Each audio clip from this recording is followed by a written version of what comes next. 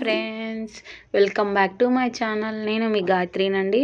ఈరోజు చేయబోతున్నాను పానీ అండి. ఎలా ప్రిపేర్ చేయాలో నేను ఈజీ మెథడ్తో చూపిస్తాను. నా పద్ధతిలో ట్రై చేయండి ఫ్రెండ్స్.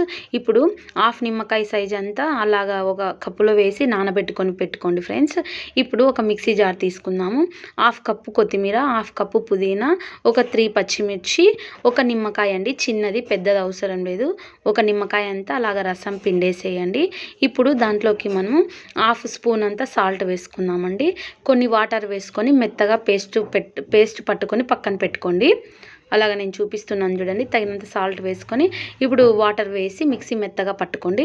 ఇప్పుడు ఒక గిన్నె తీసుకొని అలాగ వడగొట్టే దాంట్లో పోసుకొని అలాగా మొత్తం అండి పిప్పి స్పూన్తో అదిమి అలాగ రసం అంతా వచ్చేంత వరకు ఉంచిన తర్వాత ఇప్పుడు మనము గట్టికి కావాలంటే ఇంకా కొన్ని వాటర్ వేసుకోవాలండి. నీళ్ళగా ఉండాలి కాబట్టి ఇంకా కొన్ని వాటర్ వేసుకొని ఇప్పుడు ఆల్రెడీ మనము చింతపండు గుజ్జు నానబెట్టుకున్నాం కదా, అది వేద్దామండి. ఇప్పుడు దాంట్లోకి హాఫ్ స్పూన్ అంతా కారం పొడి వేద్దాము.